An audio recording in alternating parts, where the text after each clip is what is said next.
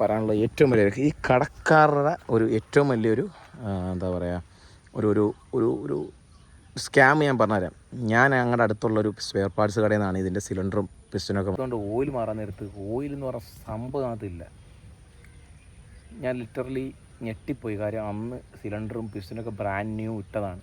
പുതിയ പിസ്റ്റനും സിലിണ്ടർ എഞ്ചിൻ്റെ വർക്ക് കഴിഞ്ഞിട്ട് പോലും ഞാനത് മാറ്റിയില്ല എന്നുള്ളതാണ് ഞാൻ കാണിച്ച ഏറ്റവും വലിയ മണ്ടത്തരം. അപ്പോൾ ഇന്ന് ഒരു 8ൻ്റെ പണി കിട്ടിയ കാര്യം നിങ്ങളെ അറിയിക്കാനും ആ 8ൻ്റെ പണി നിങ്ങൾക്ക് കിട്ടാതിരിക്കാൻ വേണ്ടിയിട്ട് പറഞ്ഞു തരുന്ന എൻ്റെ കുറച്ച് അഡ്വൈസും കൂടെ ചേർത്തിട്ടുള്ളൊരു വീഡിയോ ആണ്. നിങ്ങൾക്കെല്ലാവർക്കും അറിയാം, എനിക്കൊരു FZ16 ഉണ്ട്. കുറച്ച് ആൾക്കാർക്കെങ്കിലും അറിയായിരിക്കും. അതായത് കുറച്ച് ആൾക്കാരെന്ന് പറയുമ്പോൾ പഴയ വീഡിയോ കണ്ടുകൊണ്ടിരുന്ന ഭൂരിഭാഗം ആൾക്കാർ ഇപ്പം വീഡിയോ കാണുന്നുണ്ടോയെന്ന് അറിയത്തില്ല. ടോട്ടലി എല്ലായിടും ഡൗണാണ് വ്യൂസും കാര്യങ്ങളൊക്കെ. സോ ഒരു സമയത്ത് നമ്മുടെ നമ്മുടെ ചാനലുണ്ടാക്കിയ ഓളം ചെറുതൊന്നുമല്ല. ഈ വണ്ടിയുടെ പണി കാണാൻ വേണ്ടി മാത്രം ഒരുപാട് പേര് നമ്മുടെ ചാനലിൽ സബ്സ്ക്രൈബ് ചെയ്ത് വെച്ചിട്ടുണ്ട്. ഈ വണ്ടിയുടെ വീഡിയോസ് കാണാൻ വേണ്ടി മാത്രം. അത്രയ്ക്ക് ഒരു എന്താ പറയുക, എനിക്കും നിങ്ങൾക്കും പ്രിയപ്പെട്ടൊരു വണ്ടിയായിരുന്നു FC. കാര്യം ഞാനിതൊരു ചവറ്റ് കൊട്ടേന്ന് എടുത്തുകൊണ്ട് വന്ന് മൊത്തത്തിൽ റീസ്റ്റോർ ചെയ്തെടുത്തൊരു സാധനമായിരുന്നു ഈ വണ്ടി. സ്റ്റിൽ ഇപ്പോഴും പണിഞ്ഞുകൊണ്ടിരിക്കുന്നു. FC എടുക്കാൻ നിൽക്കുന്ന ആൾക്കാരുടെ അടുത്ത് ഒറ്റ കാര്യം പറയാനുള്ളത്, നോക്കി കണ്ടു എടുത്തില്ലെങ്കിൽ 8ൻ്റെ പണി കിട്ടും. അപ്പോൾ എന്താണ് എനിക്ക് കിട്ടിയ പണി എന്നുള്ള കാര്യം ഇന്നത്തെ വീഡിയോ ഞാൻ പറഞ്ഞുതരാം. ഇങ്ങനെ നമുക്ക് വെലോസിറ്റി പൈപ്പിൻ്റെ ആവശ്യമുണ്ടോ? വെലോസിറ്റി പൈപ്പ് ഇല്ലാതെ തന്നെ ഇത് നമുക്ക് കട്ട് ചെയ്തിട്ട് ഇതിനകത്ത് ഫിക്സ് ചെയ്യല്ലേ, അല്ലാതെ നമുക്ക് സെറ്റ് ചെയ്യല്ലേ. അപ്പം ഒരു കിടുക്കാച്ച സാധനമാണ് നമ്മുടെ BMCയുടെ air filter. Made in Italy കേട്ടോ, ഇറ്റലിയുടെ സാധനമാണ്, ഒറിജിനൽ സാധനമാണ്. ഇതിൻ്റെ സൗണ്ട് എങ്ങനെയാണെന്നുള്ള കാര്യം സത്യത്തിൽ എനിക്ക് ഭയങ്കര എക്സൈറ്റഡ് ആയിട്ടിരിക്കുകയാണ്.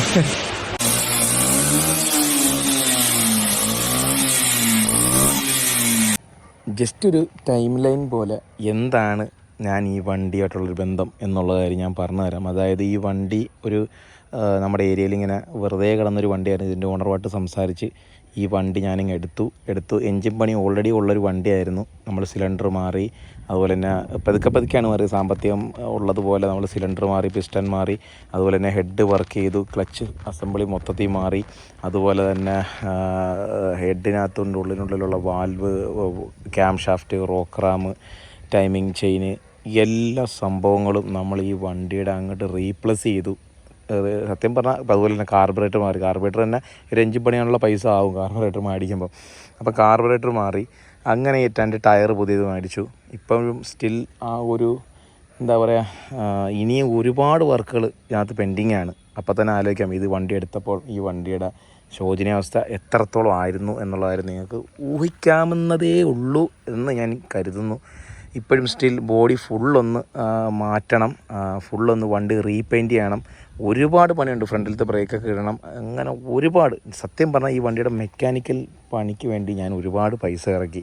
അത് ഇറക്കാൻ കാര്യം എനിക്ക് ഓരോ മെക്കാനിക്കൽ പണി ചെയ്യുമ്പോഴും അടുത്തടുത്ത പണി ഇങ്ങനെ വന്നുകൊണ്ടിരുന്നത് കൊണ്ട് അതൊന്നും അങ്ങോട്ട് സെറ്റാവുന്നില്ല. അപ്പം ഞാൻ ചെയ്തതിനകത്ത് വലിയൊരു മണ്ടത്തരം ഉണ്ടായിരുന്നു. നിങ്ങൾ ആ വീഡിയോ ഒന്ന് കണ്ടിട്ട് കണ്ടപ്പോൾ തന്നെ ഏകദേശം നിങ്ങൾക്ക് മനസ്സിലായി കാണും എന്താണ് പണി എന്നുള്ളത്. ആ പണിയാണ് ഇന്ന് വീണ്ടും വൈറ്റ് സ്മോക്കിൽ എന്ന് പറഞ്ഞ ഒരു സെറ്റപ്പിലോട്ട് എന്നെ എത്തിച്ചത്. ഒരു മാരകമായ എൻജിൻ പണി നിലവിലായിട്ടില്ല, ബട്ട് ഓയിൽ കൺസപ്ഷൻ നല്ലതുപോലെ കൂടുന്നു. ഇത് ഞാൻ എപ്പോഴാണ് മനസ്സിലാക്കിയതെന്ന് വെച്ചെങ്കിൽ, പുകയൊന്നും വന്ന് തുടങ്ങിയില്ല. പുക നല്ല ഹയർ RPM കൈ കൊടുക്കുമ്പോഴേ ഇതിൻ്റെ പുക വരുന്നുള്ളായിരുന്നു. പക്ഷെ നമ്മളെപ്പോഴും ഇങ്ങനെ കൈ കൂട്ടിയും കുറച്ചൊന്നും ഇരിക്കുന്നില്ലല്ലോ, നമ്മൾ മാന്യമായിട്ടല്ലേ ഓടിക്കത്തുള്ളൂ. അപ്പം ഇത് കഴിഞ്ഞ തവണ ഇപ്പോൾ ഓയിൽ ഞാൻ മാറി, സിമാഷൻ്റെ അടുത്തുകൊണ്ട് ഓയിൽ മാറാൻ നേരത്ത് ഓയിൽ എന്ന് പറഞ്ഞ സംഭവം അതില്ല. ഞാൻ ലിറ്ററലി ഞെട്ടിപ്പോയി. കാര്യം അന്ന് സിലിണ്ടറും പിസ്റ്റനൊക്കെ ബ്രാൻഡ് ന്യൂ ഇട്ടതാണ്. എന്തുകൊണ്ട് എന്ന് വെച്ച് പിന്നെ ഞാൻ ഇരുന്ന് രാത്രിയൊക്കെ ഇരുന്ന് ചിന്തിച്ച് ഞാൻ റണ്ണിങ് പീരീഡൊക്കെ കറക്റ്റായിട്ട് മെയിൻറ്റെയിൻ ചെയ്താണ്. 1000 കിലോമീറ്റർ കഴിഞ്ഞ് ഓയിൽ മാറി എല്ലാം പക്കായിട്ട് ചെയ്തു. എവിടെയാണ് മിസ്റ്റേക്ക് പറ്റിയതെന്ന് വെച്ച് കഴിഞ്ഞാൽ ഞാൻ പറഞ്ഞുതരാം. ആ വീഡിയോ കണ്ടപ്പോൾ തന്നെ നിങ്ങൾക്ക് ഏകദേശം ഐഡിയ ഉള്ളവർക്ക് മനസ്സിലായി കാണും. നമ്മൾ ഈ എൻജിൻ പണിയുന്നതിന് മുമ്പ് അതിനകത്തൊരു ഹൈ ഫ്ലോ BMCയുടെ ഫിൽറ്റർ ഉണ്ടായിരുന്നു. ആ ഫിൽറ്റർ ഡയറക്റ്റ് കാർബറേറ്ററിലോട്ട് കൊടുത്തേക്കുമായിരുന്നു. ഒരു പൈപ്പ് കട്ട് ചെയ്തു. അതായത് പുതിയ പിസ്റ്റനും സിലിണ്ടർ എൻജിൻ്റെ വർക്ക് കഴിഞ്ഞിട്ട് പോലും ഞാനത് മാറ്റിയില്ല എന്നുള്ളതാണ് ഞാൻ കാണിച്ച ഏറ്റവും വലിയ മണ്ടത്തരം. ഇനി എത്ര റണ്ണിങ് പീരീഡ് നോക്കിയെന്ന് പറഞ്ഞാലും ആ ഒരു പിസ്റ്റനിലും സിലിണ്ടറിലും ആ ഒരു ഹൈ ഫ്ലോ ഫിൽറ്റർ ഇട്ട് കഴിഞ്ഞാൽ ഡസ്റ്റും ചെറിയ പാർട്ടിക്കിൾസും, ഇനി കമ്പനി എത്ര എന്താ പറയുക ഹൈ ഫിൽട്രേഷൻ റേറ്റിംഗ് ഉണ്ടെന്ന് പറഞ്ഞാലും പ്രോപ്പറായിട്ട് ഓയിലിംഗ് ഒന്നും ഇല്ലാതെ, പ്രത്യേകിച്ച് എൻജിൻ പണി കഴിഞ്ഞ വണ്ടിക്കകത്ത് ഇത്രയും ഹൈ ആയിട്ടുള്ള ഒരു ഹൈ ഫ്ലോ ഫിൽറ്റർ വെച്ചത് മണ്ടത്തരമാണ് ഞാൻ കാണിച്ചത് എന്നുള്ളതാണ്. അന്ന് ഇത് പറഞ്ഞു തരാൻ ആരുമില്ലായിരുന്നു എന്നുള്ളതാണ് യാഥാർത്ഥ്യം. അങ്ങനെ സ്റ്റിൽ ഇപ്പോൾ എനിക്ക് 8ൻ്റെ പണി കിട്ടിയിരിക്കുകയാണ്. ഞാനിത് പണിഞ്ഞ് അത്യാവശ്യം വലിയൊരു ലോങ്ങൊക്കെ അടിക്കാൻ വേണ്ടി ഇരുന്നായിരുന്നു. ഇത് കൊടുക്കാൻ മനസ്സ് തോന്നുന്നില്ല.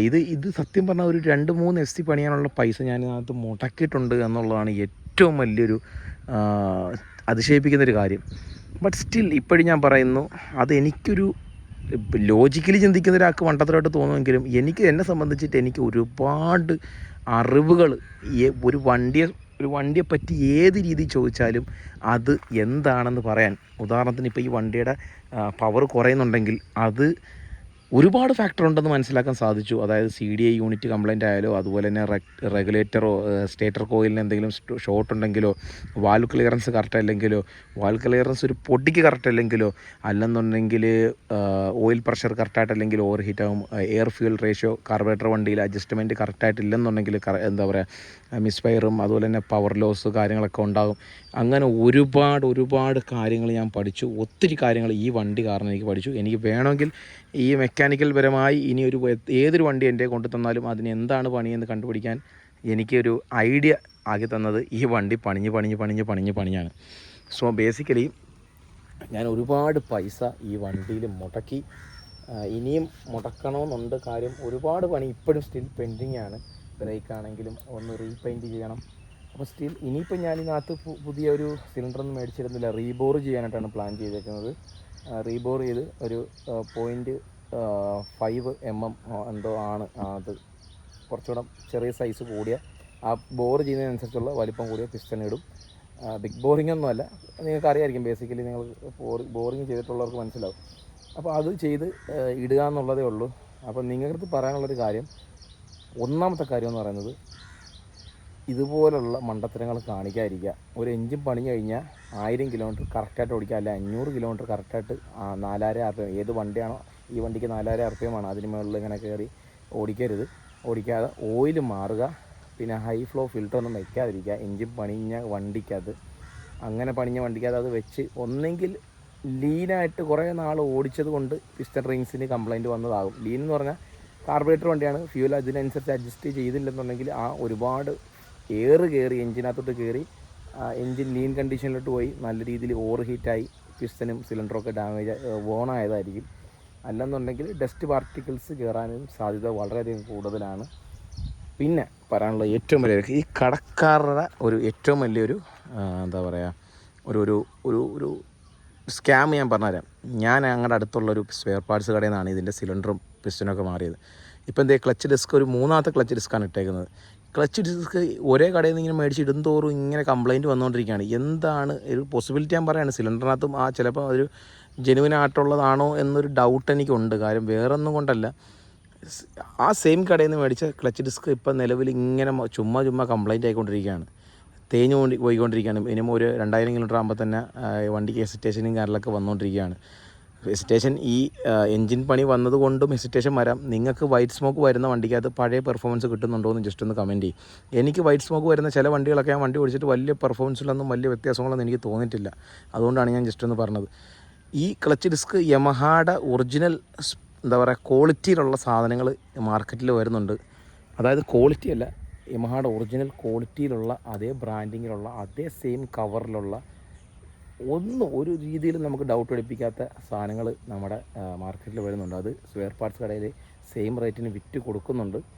അപ്പോൾ അത് സത്യം പറഞ്ഞാൽ നമുക്ക് തിരിച്ചറിയാൻ ഇച്ചിരി ബുദ്ധിമുട്ടാണ്. ഞാനൊക്കെ കിടന്ന് വട്ടക്കണ്ണി ഇറങ്ങിപ്പോയി ഈ സാധനം വെച്ചിട്ട് ഒന്നും മനസ്സിലാകുന്നില്ല. എനിക്ക് ഇപ്പോഴും ഡൗട്ടിലാണ് അത് ഒറിജിനലാണോ അതോ ഫേക്കാണോ എന്നുള്ളത്. അതുകൊണ്ട് തന്നെ സ്പെയർ പാർട്സ് എടുക്കുകയാണെങ്കിൽ മാക്സിമം ഷോറൂം ത്രൂ മാത്രം എടുക്കാൻ ശ്രമിക്കുക.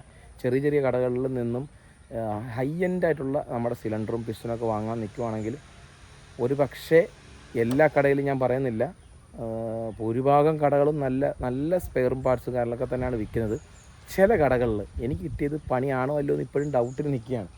സോ അല്ലെങ്കിൽ ഇങ്ങനെ ക്ലച്ച് ഡിസ്ക് ഇങ്ങനെ പോകാൻ വഴിയില്ല. ഞാനങ്ങനെ റഫ് യൂസ് ചെയ്യുന്നൊരു വ്യക്തിയല്ല. സോ പിന്നെ എൻജിൻ പണി വന്നു കഴിയുമ്പോൾ എനിക്കിപ്പോൾ സത്യം പറഞ്ഞാൽ എനിക്ക് ഈ വണ്ടിക്ക് അതിങ്ങനെ പണിഞ്ഞുകൊണ്ടിരിക്കാനുള്ള മേജറായിട്ടുള്ള ഒരു കാര്യം എന്ന് പറയുന്നത് വണ്ടിയുടെ ആ ഒരു FC യുടെ ഒരു പഞ്ചുണ്ട്. ഇതിപ്പോൾ 2ാമത്തെ പുതിയ കാർബറേറ്ററാണ് 6500 മേടിച്ച് വെച്ചേക്കുന്നത്. അപ്പോൾ കാർബറേറ്റർ എഫ് സിയുടെ തന്നെ മാക്സിമം മേടിച്ച് വയ്ക്കുക. എഫ് സിയുടെ ഒരു വെർഷൻ 1ൻ്റെ ഒരു പവറുണ്ട് ഗൈസ്. പവർ എന്ന് പറഞ്ഞാൽ മാരക പവറൊന്നുമല്ല, ഒരു ഫീല് ആ ഫീല് കിട്ടാൻ വേണ്ടി ഞാൻ എന്തോരം പണിയടിച്ചെന്നറിയാം. ഫീലൊക്കെ കിട്ടി ഏകദേശം നല്ല സെറ്റപ്പായിട്ടിരുന്നപ്പോഴാണ് ഈ വണ്ടി ഇപ്പം ഓയിൽ കത്തുന്നുണ്ട് എന്ന് അറിയാൻ സാധിച്ചത്. സോ ഇത് ഒന്ന് അറിയിക്കണമായിരുന്നു. ഡീറ്റെയിൽ ആയിട്ട് പറഞ്ഞാണ്, റീല് വിടേണ്ട കാര്യമുള്ളൂ. പക്ഷേ ഇത് ഫുള്ള് കണ്ടവർക്ക് നല്ല കാര്യങ്ങൾ മനസ്സിലാവും. സോ അടുത്തൊരു വീഡിയോയിലാണ്. വീഡിയോ ഇഷ്ടപ്പെട്ടാൽ ലൈക്ക് ചെയ്യുക, ചാനൽ സബ്സ്ക്രൈബ് ചെയ്യുക. അടുത്തൊരു വീഡിയോയിലാണ്.